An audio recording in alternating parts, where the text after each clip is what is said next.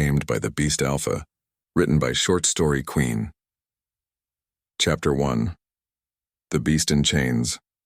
The forest didn't feel like itself that night. It breathed differently, slow, heavy, alive. Every gust of wind pressed against Mira's back as though trying to turn her around. The air clung to her skin, cold enough to sting, thick enough to taste. Beneath her boots, the ground hummed faintly, like a heartbeat buried under roots.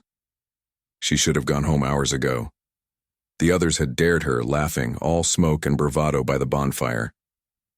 10 minutes past the fence, Mira. Just bring something back. A leaf, a rock, proof she wasn't scared of the Ironclaw woods. They never expected her to actually go. But here she was, deep inside forbidden land, each step pulling her farther from safety and closer to a sound she didn't recognize.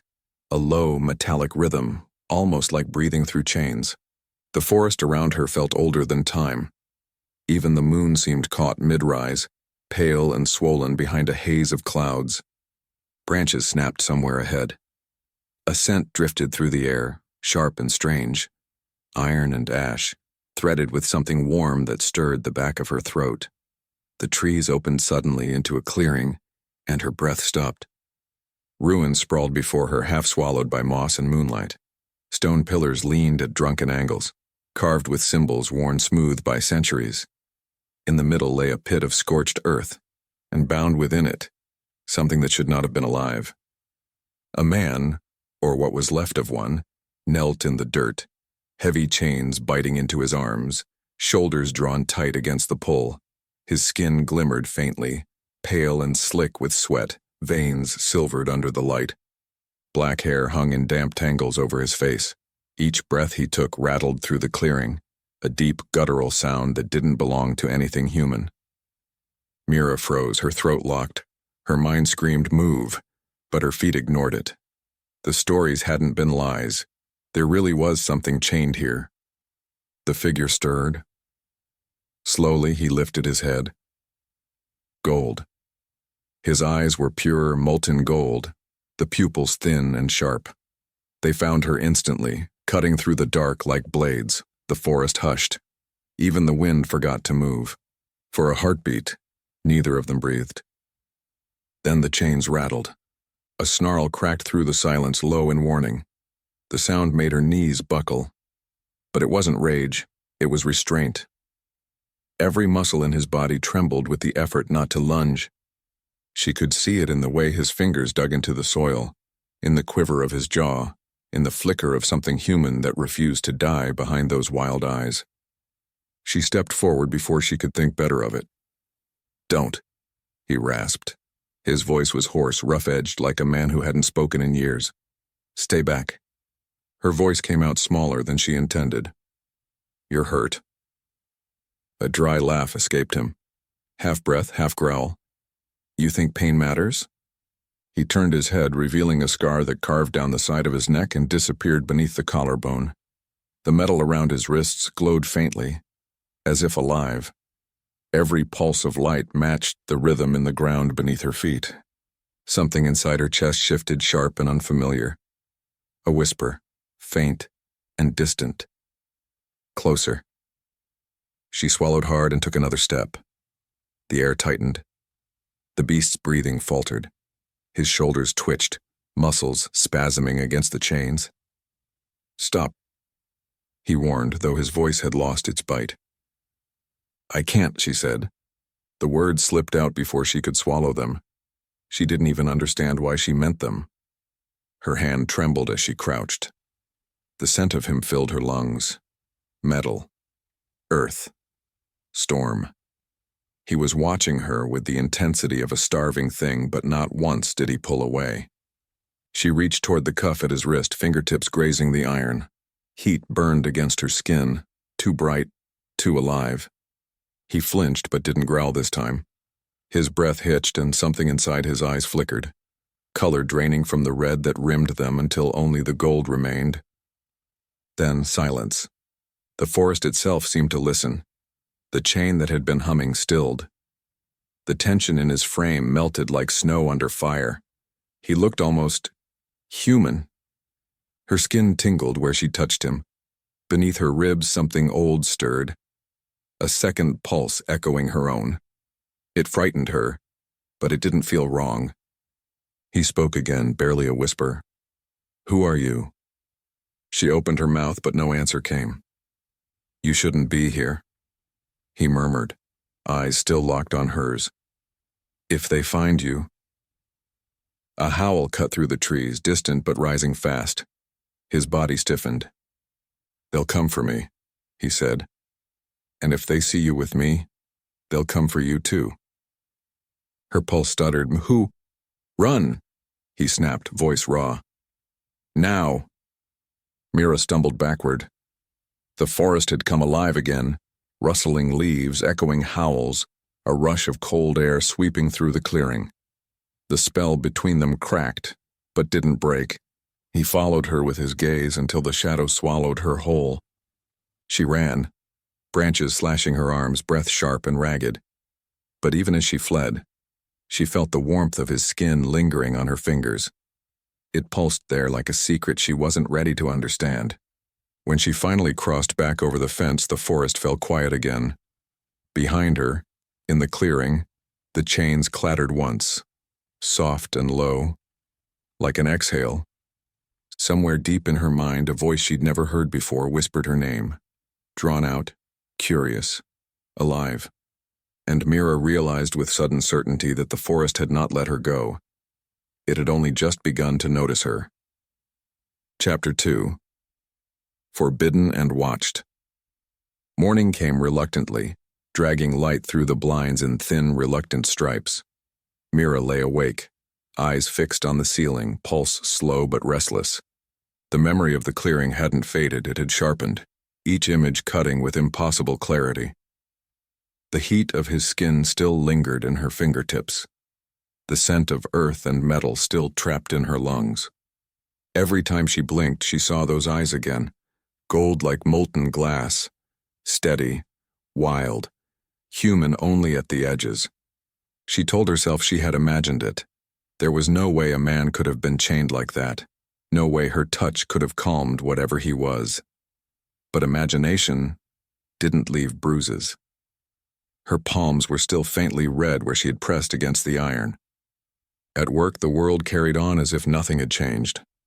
The clinic smelled of disinfectant and fur, the hum of fluorescent lights above her head constant and cruel.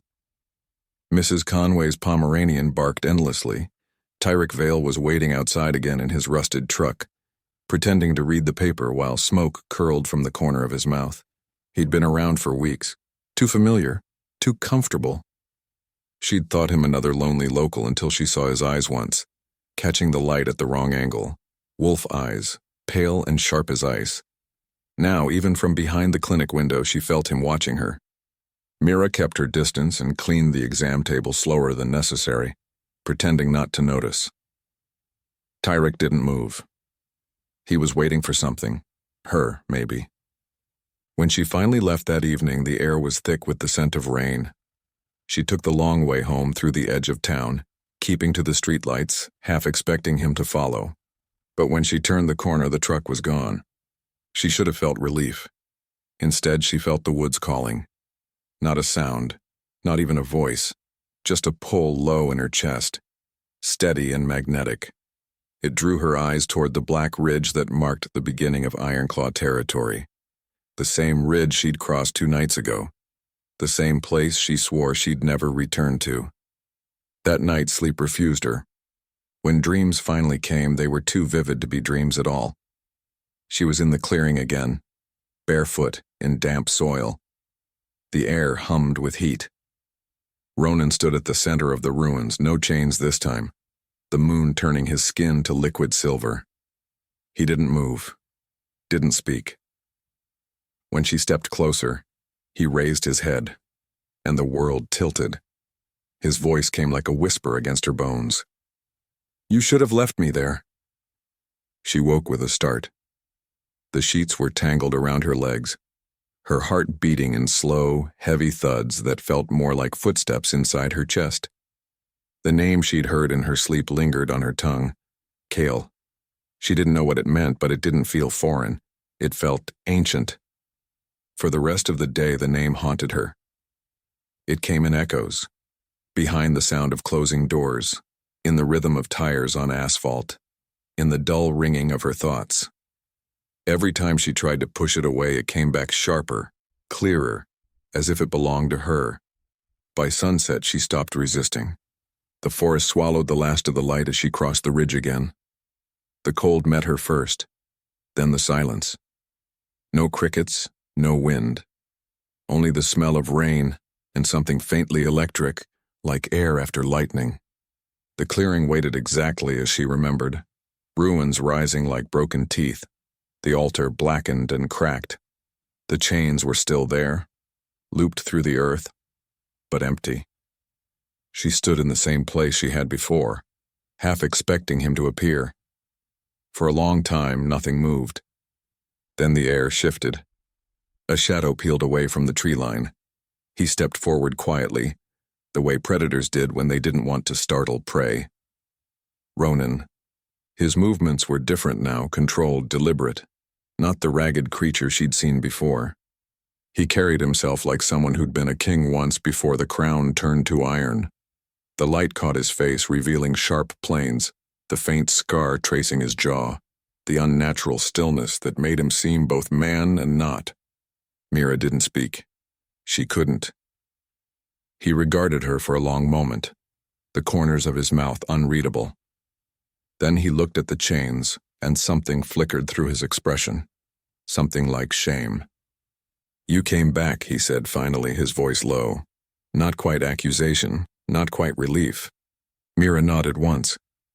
She didn't trust her voice. The quiet stretched between them. The night seemed to hold its breath. She felt it again, that pulse under her skin, the one that answered to something ancient. The same current that had flowed between them in the clearing. It drew her forward until she stood close enough to see the fine tremor in his hands, the faint shimmer under his skin where the curse slept. The moon slid out from behind the clouds, pale and enormous. Its light spilled across him, and for a heartbeat, she saw what the curse had stolen. The man beneath the monster. He looked at her then, and it wasn't anger in his eyes, but recognition. "You shouldn't be near me," he said quietly, though the words carried no force. "It's dangerous." "Then why are you here?" He didn't answer. He didn't have to. The silence said enough. A sound rustled in the distance, a faint crack, deliberate. He turned his head sharply, nostrils flaring. The expression that crossed his face was pure instinct. "They're close," he said, voice barely above a whisper. "You need to go." Mira didn't move. She couldn't shake the feeling that if she left now, the thread between them would snap. But the forest around them had changed again, the stillness shifting to warning. "Go," he said, more urgent now. "Before they sent you." She took a step back, but her gaze stayed locked on him. Something in her chest ached, strange and heavy. As she turned away, she caught one last glimpse of him standing in the moonlight, unmoving, silent, as though waiting for something he didn't dare hope for. When she finally reached the edge of the woods, the world opened again into the faint glow of town. Streetlights, distant engines, the hum of the ordinary. Yet it all felt different, muted, too small to contain what she had seen. That night, long after she shut her eyes, she heard the forest calling her name, not in sound but in memory. Beneath it, another voice murmured from deep inside her, low and sure, the syllables curling like smoke. Kale. The name felt like a heartbeat, and for the first time Mira wondered if it was her own. Chapter 3. Pulled toward fire. Mira didn't remember falling asleep. One moment she'd been lying rigid in bed, limbs stiff with leftover adrenaline. The next, she was standing again in the clearing. Moonlight spilled like milk across the stones, everything tinged in silver and shadow. But it wasn't a dream. Not really. She could feel the ground beneath her bare feet. Cold. Damp. Real. And Ronan was there. Not bound, not snarling. Just watching her. He looked the same as before. Sharp-featured, dark-eyed, half-man, half-wolf in presence. But something had changed. He wasn't trying to scare her. He didn't speak, not at first. He simply stepped forward through the smoke rising off the scorched earth. When he moved, the world seemed to hush around him.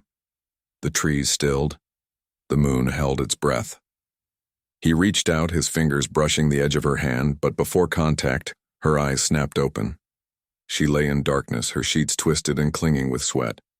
Her skin burned. Not from fever, from him. The touch hadn't landed in the dream, but her body remembered it. Every nerve remained strung tight, caught between terror and something hotter, heavier. She sat up slowly, pressing her palms against her thighs to ground herself, to anchor against the thing rising just beneath her skin. It wasn't just the dream, something inside her was changing. The mirror caught her reflection as she passed. Her eyes looked wrong in the low light. Not brighter, not glowing. Just watching her differently, like they belonged to someone else peering back through the glass. Kale. She heard the name again. Not as a whisper this time, but as a pulse. A drumbeat in her blood. The next day blurred. Every minute passed with the dull hum of noise she couldn't process. Voices, doors, sunlight on pavement. None of it landed. She was too aware of everything else. The way her hearing sharpened to catch the scrape of claws on wood when a stray dog passed. The scent of rain on metal. The way her heart picked up when she turned a corner too fast. By late afternoon, she gave up pretending she could do normal things in a normal world. She took the back road out of town, the one that wound through thickets and hills and past the rusted fence she used to pretend didn't mean anything. Her steps were faster this time, not hesitant, not careful. She wasn't even sure if she was going of her own will. The pull had grown stronger. When she reached the clearing, it was dusk. Blue shadows stretched long across the ground. The stones gleamed wet from recent rain. The chains lay still, coiled in the dirt like old snakes. And Ronan was waiting. He stood against one of the stone pillars, arms crossed, body still but alert, like he'd been there a while, like he knew she was coming. "You shouldn't be here," he said as soon as her feet crossed the threshold. "You already said that," she replied, "and I meant it. Then why are you always waiting when I come back?" His expression didn't change, but something flickered behind his eyes. She took a slow step forward. He didn't move. The silence stretched between them, thick, heavy, not uncomfortable but charged, the way air tastes right before it rains. "You're different," he said finally. Mira's lips parted, but the question died before it reached her tongue. He pushed off the stone and approached her, slow, measured. He moved like a predator, always aware of its weight. When he stopped, they stood a breath apart, close enough for her to feel the heat from his skin. "I don't smell your wolf," he said, "but I can feel him. I don't hear anything. You will." He reached toward her, slow, no threat, and touched two fingers lightly to her chest, just above her heart. She went still. The contact wasn't rough or intrusive. It was precise, intentional, like he was listening for something through the skin. "There," he murmured, and sleeping. Her breath caught. His hand didn't move. "I don't know how to wake it," she said. "You don't need to. He'll come when it's time." "And if I don't want him to?" Ronan finally looked her in the eye again. "You wouldn't be here if that were true." The truth of it landed in her stomach, slow and cold. She wanted answers, yes, but more than that, she wanted this. Whatever this was between them. She didn't understand it, couldn't explain it, but it was real. The space between them vibrated with it. Every second she stood here, she felt more alive than she had in the last 20 years. Ronan stepped back. The space he left behind felt too open.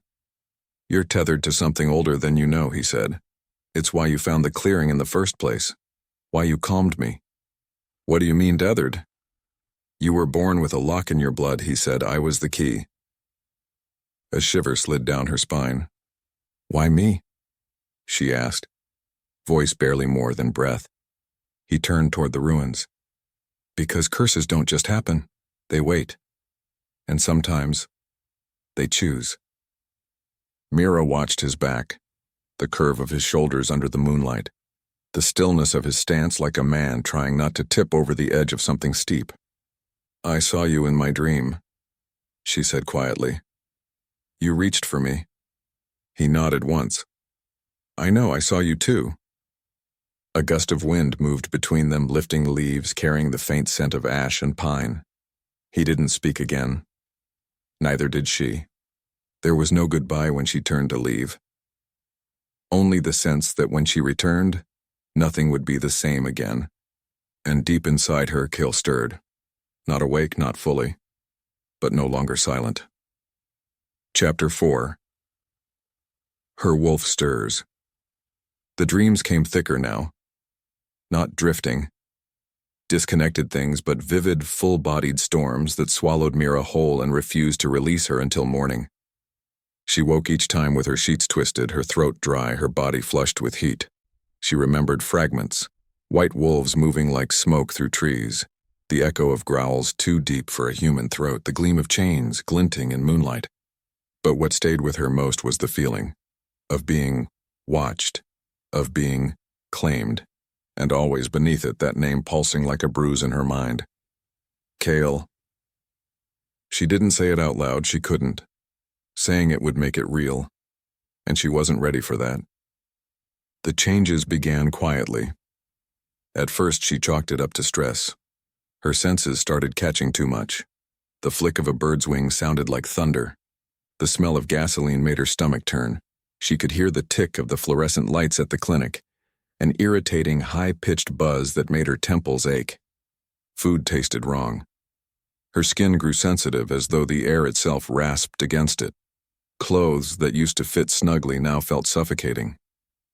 By the second day, she had to cut the collar out of one of her shirts just to breathe. The world had become too loud, too close, and beneath it all the pressure built. It sat beneath her ribs like something caged, growing restless with every breath she took.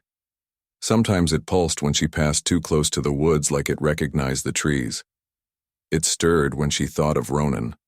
More heat than fear. More hunger than reason. She hated that part most of all. She couldn't forget his eyes, not just the color, though they burned behind her eyelids when she tried to sleep, but the stillness in them. That weight of someone who had endured too much, waited too long, and no longer trusted the concept of softness. And yet he had let her near. Mira hadn't gone back to the clearing since that night, but she knew it was only a matter of time. Each day stretched like a taut wire, the silence between her and whatever lived inside her thinning to a thread.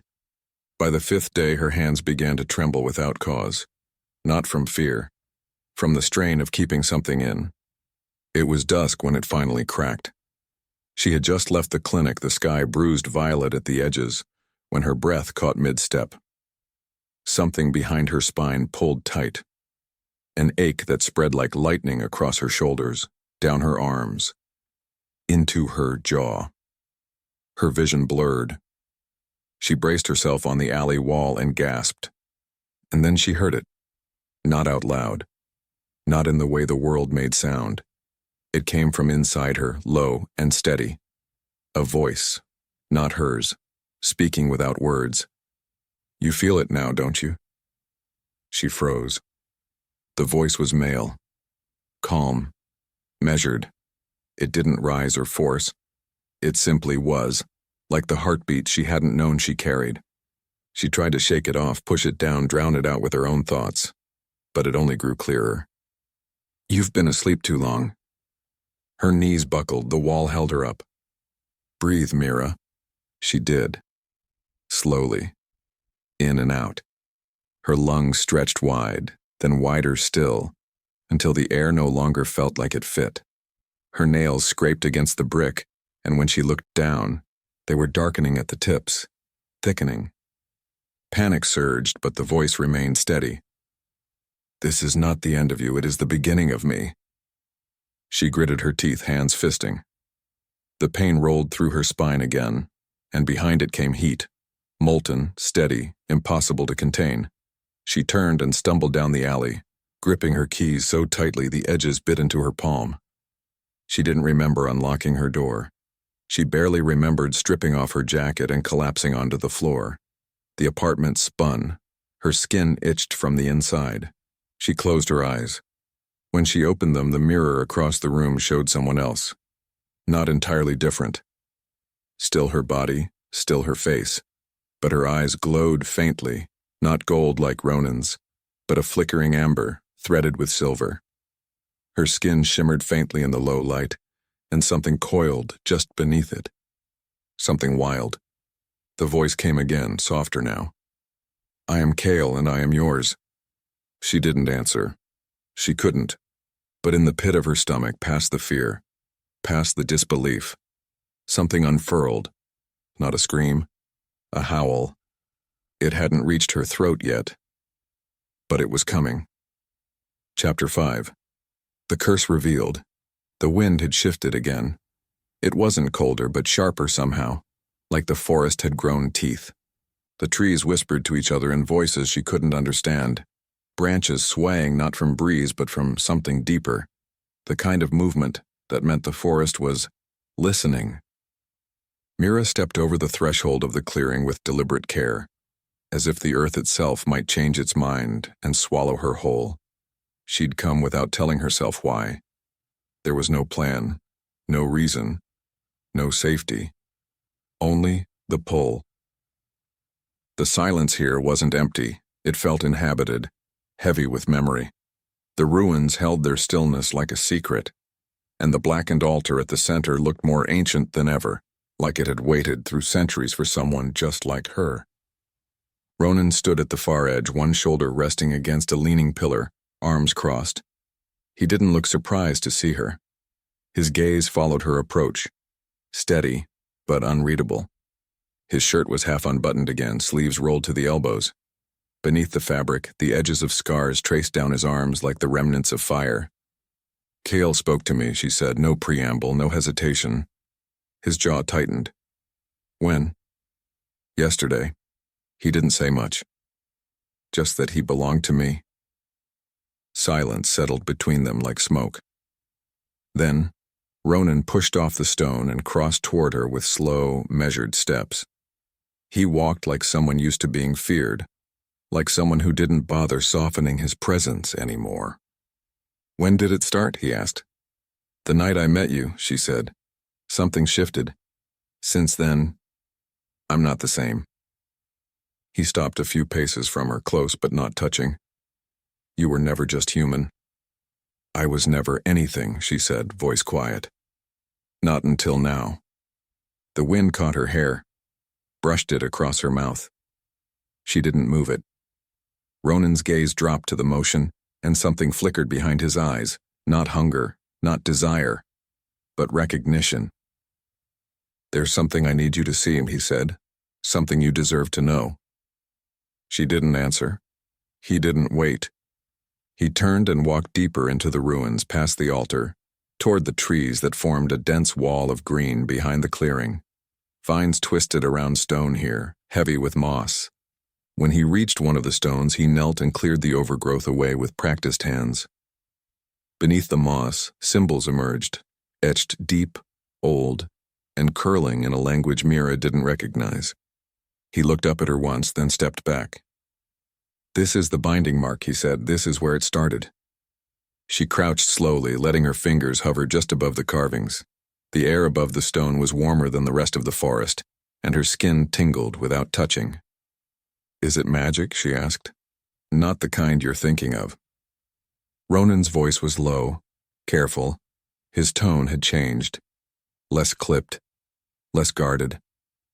There was a time when mating was a political weapon. Bloodlines mattered more than choice. The pack elders arranged pairings to strengthen their hold over territories. I was promised to a woman I didn't want. She was powerful. Yes. Respected. But not mine. He paused. Mira stayed silent. When I refused, the elders called it betrayal. Said I was putting the pack at risk. They wanted to make an example of me. He nodded toward the stone, and they used this to curse me. Bound my wolf in such a way that every full moon it would break free, but not in the usual way. Not a shift, a fracture, a severing. I become something between forms. Mindless, violent, caged in my own body. Mira's chest tightened. She looked back down at the symbol, the lines beginning to blur as something swam at the edges of her vision. No one could stop it. No one tried. The words dropped flat. Final. I was locked in chains and left to destroy myself. The pack feared me. I stopped being alpha the moment the curse took hold. She looked at him then, really looked. The hardness in his posture wasn't anger. It was exhaustion. A long, quiet kind. But then you came, he said, voice lower. And for the first time, I didn't lose myself. Mira rose slowly to her feet. Her heart felt too full, too fragile inside her chest. You said I was tethered. What did you mean? Ronan exhaled and looked past her to the trees. There's old blood in you, something more ancient than the pack. Your wolf, Kale. He's not just any wolf. He's a remnant of a bloodline we tried to erase. Why? Because that blood was uncontrollable. It didn't bend to pack law. It couldn't be used. Mira stepped back, not from him, but from the weight of it all. So I'm dangerous. You're untamed. That's not the same. The way he said it, like it was something sacred, something holy. You were born sealed. Your mother must have bound your wolf to keep you safe. But now that it's waking, the bond between us, Mira, it's not coincidence. It's legacy. She felt it again then, that low, pulsing warmth under her skin. The stir of Kale moving, stretching, tasting the air from within. Her fingertips tingled. Her ears rang with the low hum of something old remembering itself. The clearing seemed to fold around them, the ruins drawing closer, the night deepening in color. Ronan stood perfectly still, his hands at his sides, waiting. Not for her decision, but for something more primal, more final. I don't know what I'm becoming, she whispered. He met her gaze without flinching, neither did I. For a long, unmeasured moment, the clearing held them in place. Her on the cusp of something irreversible, him already broken open by it. And yet, in the space between their breaths, something settled. Not peace, not safety, but understanding, the kind that doesn't need words, and for the first time Mira didn't feel afraid of what was inside her. She felt ready. Chapter 6. Touched by Moonlight. The rain started as a whisper, soft, barely there, tapping its fingertips across the leaves as Mira slipped into the forest again. It was the first rain since her wolf had stirred fully. It felt different now. Not colder, not heavier, just sharper. Each droplet kissed her skin like recognition. She didn't flinch from the chill. The forest no longer felt like something outside her. It moved with her, not against her. Kale hadn't spoken since that first awakening, but his silence didn't feel like absence. It was more like standing in a room with someone powerful and still, someone waiting. She could feel him in every inhale, in the way her feet seemed to know the path before she saw it, in how her heart no longer raced when she crossed into ironclaw territory. It beat with purpose now. She found Ronan exactly where she'd left him days ago, near the broken stone circle, just beyond the edge of the ruin's heart. He wasn't pacing or waiting. He was moving, slowly, deliberately. His shirt was damp with sweat and rain, clinging to the planes of his chest. Around him, the air crackled faintly with restrained energy. He was training, not with weapons, but with the only thing he seemed to have left: his body, his breath, his will. Each strike he made into the air was precise, sharp. Every turn, every pivot was rooted in violence held barely in check. Mira watched from the trees for a moment longer than she meant to, not because she was afraid to interrupt, but because she couldn't look away. There was a kind of beauty in him when he moved like this. Something dark and relentless, but also disciplined. He fought not like a man who wanted to destroy something, but like one who couldn't afford to lose control again. When he stopped, it wasn't because he saw her, it was because he felt her. His head turned slightly, just enough for his eyes to find hers through the branches. The moment their gazes locked, the space between them shifted. The pull was stronger now. She stepped into the clearing, the ground wet beneath her boots, the rain curling her hair against her jaw. He said nothing at first. Neither did she. The storm above deepened to a quiet roar. When he finally spoke, his voice was calmer than she expected. "I thought you'd come back sooner." Mira lifted a brow. "I thought you'd warn me off again." "I should." He looked at her, not through her, not past her, but at her, in a way that felt uncomfortably intimate, like he was still reading things in her she hadn't yet discovered. "But I won't," he said. They stood in silence for a while, the rain softening as it continued to fall. "I can feel Kale," Mira said, "even when he doesn't speak." Ronan nodded once. "That's how it starts. It feels like being stretched too thin, like I'm only halfway inside my skin." "That's because you're still fighting him." She looked down at her hands. The palms bore faint, darkened lines now, traces of Kale's presence. Marks no one else would see unless they knew what to look for.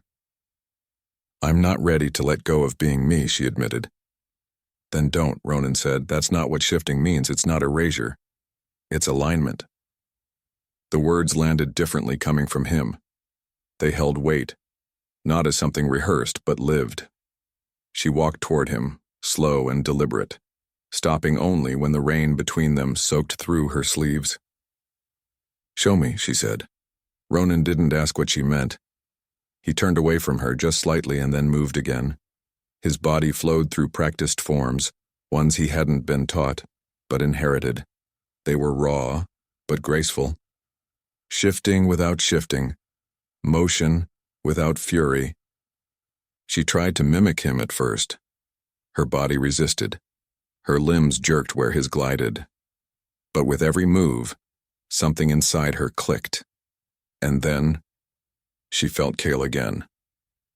Not as a voice, not as a command, as rhythm. He moved through her limbs like a second pulse. She stopped thinking and let her body follow him. And when she opened her eyes again, Ronan had turned to face her. "You felt it," he said quietly. "I didn't think I would." "You're not weak, Mira. You were just sealed. That's not the same." She hesitated, still catching her breath. "How did you learn to stay in control?" He stepped closer, the distance between them folding with the rain. "I didn't," he said, "not until you." She blinked. "What do you mean?" "The first time you touched me, something shifted. The curse didn't vanish, but the rage stopped drowning me." Mira didn't move. She could feel the warmth of him now, barely kept at bay by inches. He smelled like damp pine and something burnt through silver. "I've never felt quiet until you," he murmured. His voice wasn't gentle, it was raw, like he wasn't used to saying things like that aloud, like the words scraped on the way out. Her hand moved before she gave it permission, rising to rest against the space between his ribs, just under the heartbeat. His skin was hot to the touch, heat threading through her fingers like static. He didn't flinch. He didn't pull away. Mira looked up at him, and for a moment there was no forest, no curse, no Kyle, no dread. Just the unbearable stillness of standing so close to someone who could unmake you without even trying, and knowing you'd let them. But Ronan didn't move to kiss her. He didn't reach for more. He simply closed his eyes and breathed her in like she was the only anchor left in the world. The moment stretched, not with tension but with restraint. A quiet, fragile thing more intimate than heat. When she finally stepped back, he let her go, but the air between them didn't cool. It burned. Not from lust, not from power, from recognition, or from the weight of what was coming and the knowing that soon neither of them would be able to hold back. Chapter 7. Bloodlines and Betrayals. The scent of iron hit Mira before the door opened. It was faint, masked under the sterile tang of alcohol and old herbs, but it was there, deep in the wood, sunk into the stone. The Ironclaw infirmary wasn't meant to be welcoming. It was carved into the earth behind the main pack compound, down a corridor that curved just enough to hide what waited at the end. Mira stepped inside. The walls were lined with stone shelves crammed with jars, tinctures, and yellowing scrolls. A narrow bed sat beneath a flickering oil lamp, though no one lay in it. Lena Vale stood at the table near the back, gloved hands deep in a basin of cold water. She didn't look up. "You smell like wet dirt and truth you're not ready for," she said, tone dry as bark. Mira didn't answer right away. The floor creaked beneath her boots.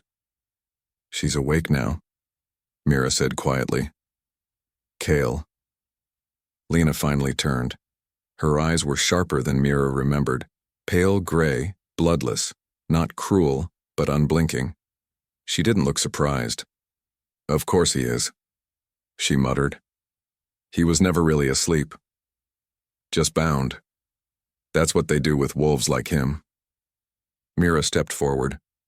"You know who he is." Lena pulled off one glove with a snap. Her hands were older than the rest of her, veined, scarred, marked with the memory of wounds she hadn't earned herself. "I know who you are," Lena said, "and it's not Mira Dawson." Silence cracked between them. Mira didn't move. "You're the blood daughter of Scylla Greywind," Lena continued, "one of the last females from the Thorn line before the elders purged the old blood." Mira's chest went still. "My mother was a traitor to the Ironclaw Council, not because she fought them, but because she ran.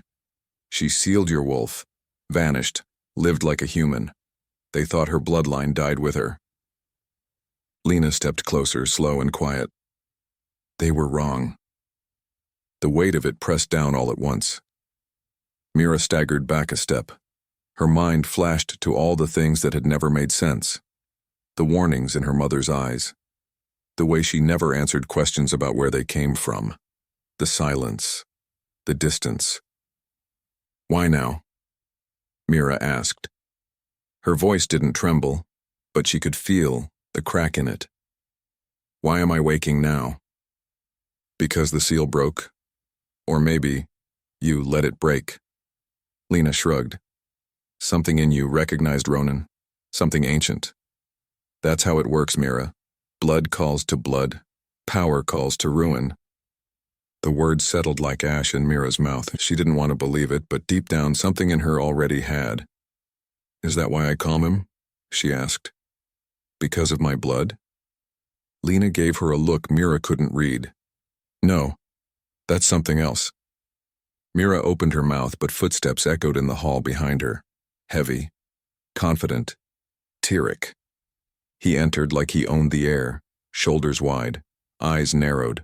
A long gash across his neck had faded into a thick scar, and his hands hung loose at his sides, relaxed, but always close to dangerous. "I knew something was wrong the second I smelled you," he said, eyes locked on Mira. "Didn't think Lena would keep her mouth shut this long." Mira's spine straightened. "I didn't come here to pick a fight," she said. "That's good," Tyrek said, voice calm and empty. "Because you're not leaving with a choice." He looked at Lena. "You should have told me the second she showed up. You remember what they did to Ronan? What they'll do to her if she's seen?" Lena rolled her eyes. "You think I've kept her alive this long just to toss her to the council? She's a risk. She's necessary." Tyrek barked a short laugh. "She's a damn trigger. You think Ronan's beast is bad now? Wait until Kale takes shape. Then we'll see how much necessary gets us when this whole pack burns." Mira's fists clenched. "I never asked for any of this." "No," Tyrek said, "but you didn't stop it either." The words struck harder than they should have. Lena sighed and moved to the window, pulling the curtain aside just enough to glance out. Rain misted against the glass, soft but relentless. "There's no undoing blood, girl," she said, "no matter how far your mother ran. The pack has long memories. They'll come for you. Maybe not today. Maybe not tomorrow. But soon." Mira stood still. The flickering light from the lantern caught in the strands of her damp hair. and her reflection in the glass showed eyes that didn't belong to a girl anymore. "If I'm a threat," she said quietly, "why hasn't Ronan pushed me away?" Lena turned back. "Because the curse didn't start with him," she said. "It started with you." The words lodged in Mira's throat like thorns. Outside, thunder rolled. Not loud, but close. And somewhere deep in the woods, something howled once, low and long, a sound not of warning, not of pain, but of calling. Kyle was stirring again, and this time he wasn't alone. Chapter 8. Awakening Kale. The forest had changed. It wasn't something Mira saw, not at first, but she felt it. Underfoot, in the curve of the wind, in the way shadows moved slightly too slow behind the trees. The path she followed tonight didn't lead to the ruin clearing. It pulled her in a different direction, deeper than she'd ever dared go. Past the river where the fog never fully lifted beneath the dead pines that stood like sentinels, she followed the thread that had been tightening around her for days. There was no moon, only cloud cover thick as smoke curling above the treetops, muting the sky. The cold wasn't sharp. It was waiting. Her skin felt too tight around her bones. She didn't know how long she'd walked. Her body moved like it had memory of this place, though she had never been here before. Her limbs felt heavier, her breath stretched longer in her chest. A strange kind of pressure pulsed under her sternum. Not pain, but pressure. Like something inside her was pushing outward, slowly cracking its cage. Kale hadn't spoken in days, not aloud, not in whispers. But he was here, growing louder by the hour. His presence had thickened beneath her skin, no longer content to rest in her bloodstream. Her bones ached. Her spine had begun to prickle in strange waves, a warmth blooming where her shoulder blades met. Her fingernails had turned sharp overnight, and now tonight it was no longer a question of if. Her body dropped to one knee without warning. The ground beneath her shivered, leaves scattered from a sudden gust that didn't belong to the wind. Her breath left her in a low, broken exhale. "Now," Kale whispered, not gently. Pain erupted fast and all-consuming. Her jaw clenched as the heat bloomed across her back, fire flooding her limbs, curling her fingers into the dirt. It wasn't the pain of injury. It was transformation. Too large, too old, too wild for her body to bear. She screamed, but the sound never left her throat. Her mind splintered, and then he was there, not in pieces, not in shadows, but full, formed. Kale stepped forward from the center of her consciousness, massive and coiled in silver-gray fur. His eyes were obsidian rimmed with gold, ancient and calm, and as he met her from within, Mira understood the truth. He hadn't been sleeping at all. He had been waiting for the right moment, for her surrender. And now they were no longer separate. They were mirrors, two halves finally aligned. Her spine curved sharply as the shift took hold. Her skin rippled, limbs bent, not broken, but rearranged. Her vision flooded with light, and then darkness, sounds sharpening into impossible clarity. Every heartbeat in the forest thudded around her like distant drums. The rain falling miles away struck leaves like whispers. When she opened her eyes again, she wasn't standing. She wasn't kneeling. She was running. Through the trees, fast as breath, silent as mist. Her paws tore over roots without stumbling. She wasn't lost. She wasn't even guiding herself anymore. Kyle knew this place. He moved through it like returning home. A second presence stirred ahead. Familiar. Sharp. Dread. The name didn't come as a sound, but as a weight. Recognition more than memory. Ronan's wolf had woken, and he was close. The two wolves collided not in violence, but in proximity, Kale emerging from the trees as Dread stepped into the open clearing of the lower valley. He was massive, larger than memory. His black coat shimmered beneath the clouds, and his eyes blazed with a fractured light Mira had never seen before. Neither feral nor sane, but somewhere between. Kyle didn't growl. He didn't lower his head. He stood tall, and then slowly Dread bowed, and not to Kale alone, but to her, to them. The submission was not a defeat, it was an acknowledgement. The curse hadn't broken, not yet, but its grip had loosened.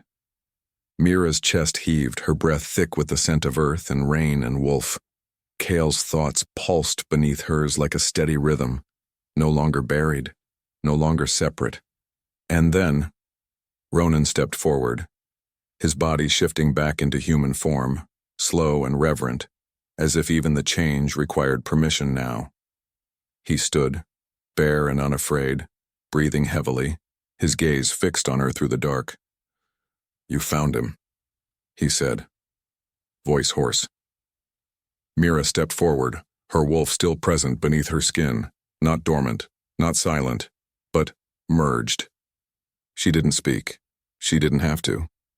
Ronan's gaze flicked down, catching the faint shimmer of Kale still burning beneath her skin, her bones not yet fully settled back into human stillness.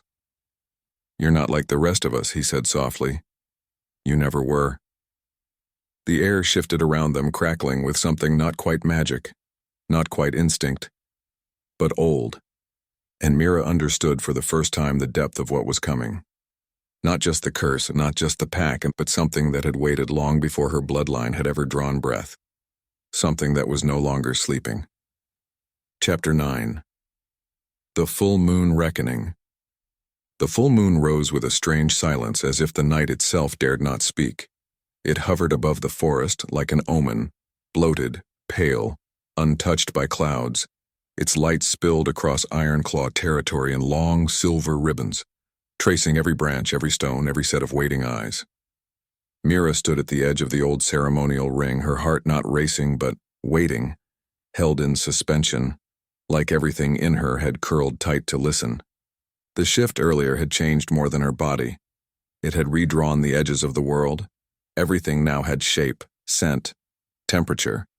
She could feel the tremor of life under the soil, the slow rhythm of the trees breathing in the dark, the subtle crackle of energy between her and the wolves gathered around the circle.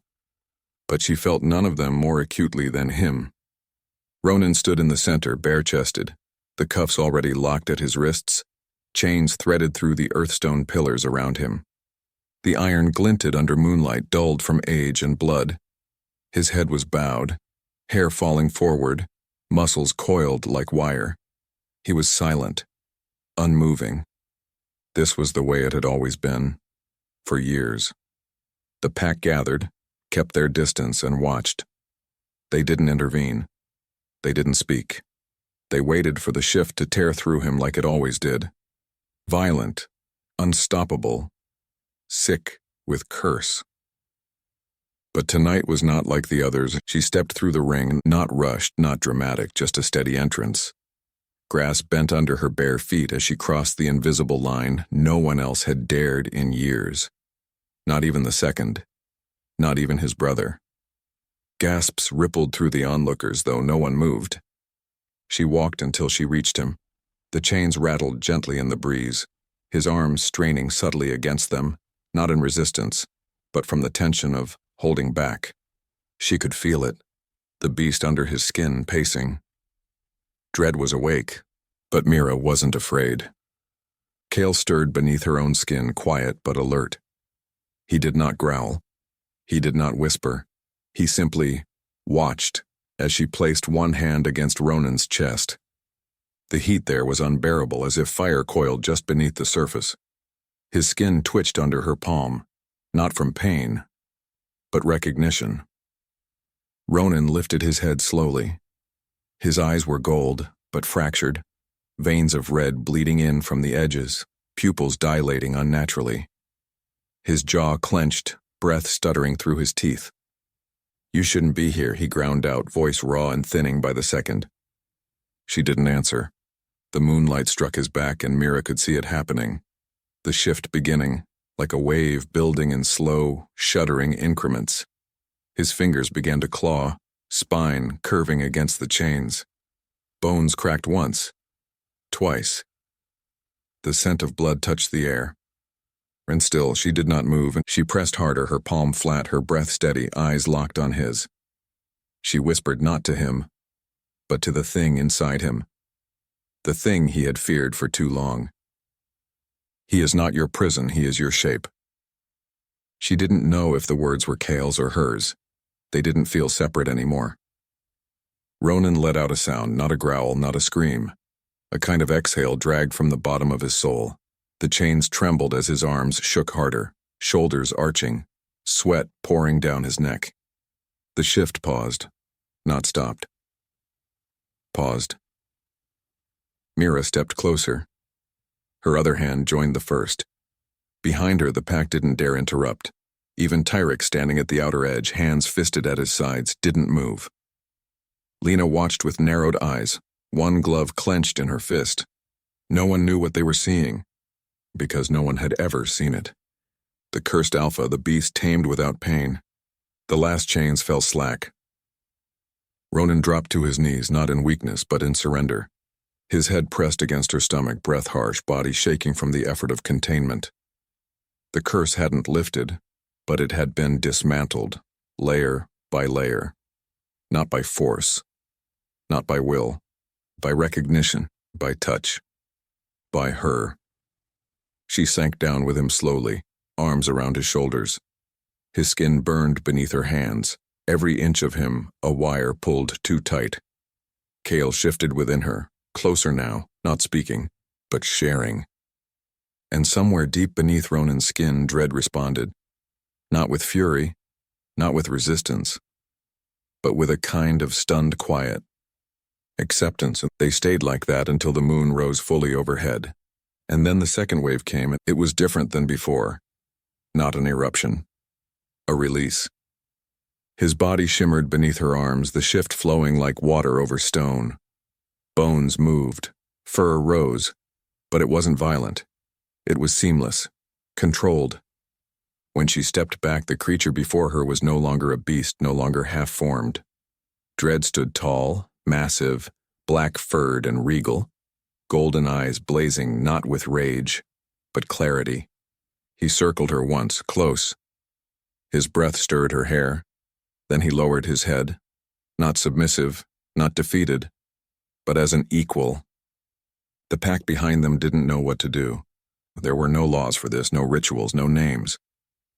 Ronan shifted back slowly, the air thick with the power still hanging between them. When he rose again, his body glistened with sweat, his eyes no longer fractured. Only gold, pure, steady. And when he looked at her, only her.